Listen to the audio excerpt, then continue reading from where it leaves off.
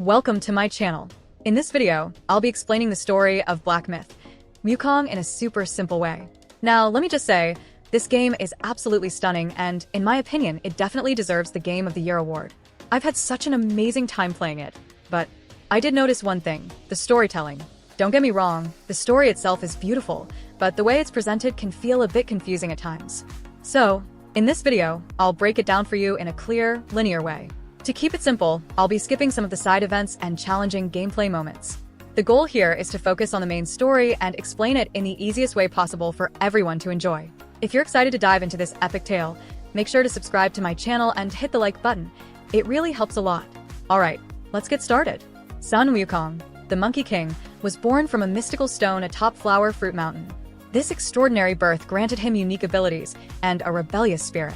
Determined to achieve immortality, Wukong embarked on a relentless quest. He mastered Taoist practices, erased his name from the ledgers of life and death, and consumed sacred peaches, heavenly wine, and Laozi's elixirs, each act bestowing upon him multiple layers of immortality. In his pursuit, he challenged the celestial order, confronting gods, demons, and other formidable beings. His defiance culminated in a rebellion against heaven itself. However, his insurrection was quashed by Buddha, who imprisoned Wukong beneath Five Elements Mountain, where he remained confined for 500 years. Wukong's redemption began when the Buddhist monk Tang Sanzang, also known as Tripitaka, embarked on a sacred pilgrimage to retrieve Buddhist scriptures from the West. Recognizing Wukong's strength and potential for repentance, Guanyin, the goddess of mercy, orchestrated his release to serve as Sanzang's disciple and protector. Throughout their journey, Wukong and Sanzang, accompanied by other disciples, faced numerous trials, battling various demons and overcoming perilous obstacles. Their unwavering dedication led them to successfully obtain the sacred scriptures. Upon fulfilling his vow, the restrictive headband that had controlled Wukong during the journey was removed. As a reward for his devotion and transformation, he was granted the title of Victorious Fighting Buddha and ascended to live among the enlightened beings. After achieving his ultimate goal and ascending to godhood, Sun Wukong began his new life in heaven. But for reasons only he understood, he chose to return to his homeland, Mount Huagua, the mountain of flowers and fruit, to live among his kind once again.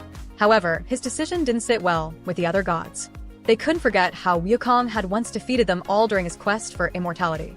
The thought of him living freely in the mortal world, unrestrained, became a thorn in their side. Driven by jealousy and fear of his unmatched power, the gods devised a cunning scheme. They began targeting the monkey clans on Wukong's mountain, attacking them to provoke him. Their plan worked. Wukong, unwilling to stand by while his people suffered, decided to confront the gods directly. This was no ordinary confrontation. It was to be a decisive battle that would settle their grudges once and for all. And this moment, my friends, is exactly where the game begins. Wukong begins with a clash between Sun Wukong and Erlang Shin, a legendary battle that shakes the heavens. Despite Wukong's immense power, the odds are stacked against him, as all the gods have joined forces to subdue him. Realizing he's outmatched, Wukong retreats to his jungle, hoping the terrain will give him an advantage. But here comes the shocking twist. Wukong was never truly free from the magical headband that once controlled him. Though invisible, it begins to tighten and cause him immense pain during the fight. Seizing the opportunity, Erlang Shin delivers a devastating blow, pinning Wukong to the ground. As the battle unfolds, a grim revelation comes to light. Not only are the heavenly kings and gods united against Wukong, but demons and other foes from across the realms have also joined the fray. Among them is Bull King, Wukong's former best friend. Their enmity stems from events during the journey to the west. During the legendary journey to the west, Sun Wukong and his companions encountered the formidable Bull Demon King and his wife, Princess Iron Fan. Their path was obstructed by the flaming mountains, and to proceed, they needed Princess Iron Fan's magical banana leaf fan, capable of extinguishing the relentless flames. Despite multiple requests, Princess Iron Fan refused to lend the fan, leading to a confrontation. In the ensuing battle, Wukong's determination to secure the fan resulted in the unintentional death of Princess Iron Fan. This tragic event sowed deep-seated animosity in the Bull Demon King, transforming him from a former ally into one of Wukong's most formidable adversaries. In the climactic battle, Wukong fights valiantly but is overwhelmed. At his final, dying breath, something changes in Bull King. Seeing his old friend on the brink of death, he lets go of his hatred and cradles Wukong, finally understanding his true intentions. But it's too late. Wukong succumbs to his injuries and turns to stone, his essence scattered across the world. Wukong's spirit fragments into 6 relics, each containing a piece of his power. The heavenly kings, demons, and even Bull King each take 1 relic, vowing to protect it. Bull King, burdened by guilt, swears never to use his relic's power. As centuries pass, the story of Wukong and the 6 relics becomes legend. A prophecy emerges. If all 6 relics are united, Wukong can be resurrected. The race to gather the relics begins, setting the stage for an epic journey filled with gods, demons, and the shadow of a hero destined to return. Our journey begins with our protagonist, setting out to collect the 6 relics scattered across the world. In this game, supernatural beings in China are referred to as yaguai, but for simplicity, they are called demons. Chapter 1. The quest starts with a confrontation against a greedy demon known as Black Wind King. This demon, a beer demon by nature, lures a young boy named Jean Chans with treasure and diamonds, making him a greedy person as he grows up. Jean Chans eventually becomes a monk, but cannot shed his greedy nature. One day, he encounters Sun Wukong and his master Tang Sanzang. Wukong's master offers Jean Chans a valuable robe called Kaseya for just 1 day. However, Jean Chans's greed gets the better of him, and he decides to steal it. He sends his 2 supernatural disciples, Yaguai, to burn the temple where Wukong and his master stay while they attempt to steal the robe. The fire, however, gets out of control, killing all the monks in the temple. Jean Chans is haunted by his actions and tries to steal the robe from the burning ruins, but the Black Wind King, now a demon, has already taken it. Consumed by his guilt and greed, Jean Chans eventually takes his own life by smashing his head against a rock. In the game, Jean Chans becomes the big-headed boss, using his unique ability to attack by smashing his head. Later, Sun Wukong defeats the Black Wind King and claiming the first relic. Our journey takes us to Yellow Wind Ridge, a place notorious for its scorching sun and intense storms, making it almost impossible to live there. Despite the harsh conditions, the rich gold deposits in the area were too tempting for the local king to ignore. In a desperate bid to make the region habitable, the king sought the help of Buddha. Buddha granted him a magical drum that could calm the storms whenever it was played, making the weather bearable. The people of this city built numerous temples in reverence to various gods, believing their protection was due to these divine gifts. Over time, however, the people's devotion to the gods became excessive. The king feared losing his kingdom to this increasing belief, leading him to ban the practice of Buddhism, expel monks, and destroy the temples. As a result, the kingdom was plagued by a giant monster, Fubon, that terrorized the land whenever the drum was played. In desperation, the king sought help from the Yellow Wind Sage. The sage defeated Fubon and saved the kingdom, becoming a hero in the process. However, his newfound fame and power led to arrogance.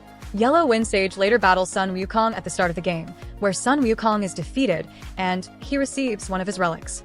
Upon the protagonist's arrival at his temple, he defeats the Yellow Wind Sage, granting Sun Wukong another relic.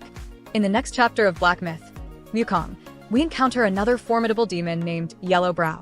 Yellow Brow had grown weary of the established order of Buddha and sought to prove a dark point about human nature. He started a bet with a friend, a wager that humans would eventually reveal their true, sinister colors.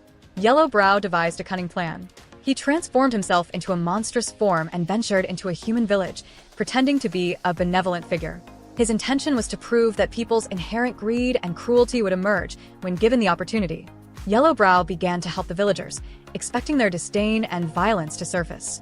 But much to his surprise, the villagers didn't attack him. Instead, they showed respect and gratitude for his supposed generosity. They saw Yellow Brow as a hero and began to rely on his seemingly benevolent actions.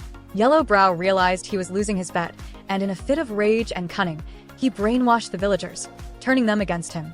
The people, now manipulated by Yellow Brow, lashed out in a frenzy, attacking him with unbridled violence, stripping him of his monstrous guise, and leaving him in a broken state. When his friend visited him the next morning, Yellow Brow claimed a hollow victory, believing he had proved his point. Yet his friend saw through the deception. Yellow Brow had used his dark powers to manipulate the villagers into attacking him, but his victory was a hollow one, built on falsehoods. The story shifts to our hero, who arrives at Yellow Brow's temple. Inside, he finds Yellow Brow and his demonic disciples, entrenched in a dark and twisted power. The hero battles them fiercely, overcoming their sinister forces. In the end, Yellow Brow and his followers are defeated. After the battle, our hero claims another relic from Yellow Brow. In another chapter, as the journey progressed, the story turned to Zhu Beiji, Sun Wukong's companion with a pig-like face. Before his fall, Zhu Beiji was a celestial general in the heavenly court, known for his indulgence and carefree lifestyle. However, his flirtatious nature led him into trouble when he misbehaved at a celestial banquet, angering the Jade Emperor. As punishment, Zhu Beiji was banished to Earth, cursed with the appearance of a pig, symbolizing his past vices. While on Earth, he settled down, married, and even had a daughter. Despite his misdeeds, he showed signs of change, striving to find a new purpose in life. However, this chapter primarily focused on Zhu Beiji's story, which, while essential to understanding his character, didn't add much to the main plot. So, we've decided to skip this part. Wukong did defeated a spider monster in the end of this chapter and collect another relics. We then move into Chapter 5, where the focus is on Sun Wukong's best friend, Bull King. After Sun Wukong's defeat, Bull King also received a relic, a symbol of his fallen comrade's strength. Now, Bull King is old and weak, with 2 children, his son, who is half-demon. This young, fiery half-demon challenges our protagonist to a fight, eager to prove himself. However, he is ultimately defeated by the hero, who claims another relic as his reward. In the next chapter, we find ourselves facing Erlang Shun once again. After defeating him, our hero receives Sun Wukong's last memories. Through these memories, we uncover the truth that Sun Wukong had planned his death from the start. He intended to be reborn, to finally rid himself of the cursed headband once and for all. With the memories in hand, our hero, a reborn Sun Wukong, prepares for his final battle against the lifeless form of his old self. This body, now devoid of a soul, represents the remnants of Sun Wukong's past struggles and curses. As the battle unfolds, our hero fights with newfound clarity and strength, no longer bound by his old burdens. After a fierce and dramatic confrontation, the hero triumphs over this final, empty shell. The game's closing scene reveals that Sun Wukong is finally free from the cursed headband, his long-standing plan now fulfilled. His death was a calculated sacrifice, a means to break free from the past and to embrace a new, unburdened existence. The hero's victory marks the end of Sun Wukong's torment and the beginning of a new journey, symbolizing freedom and redemption.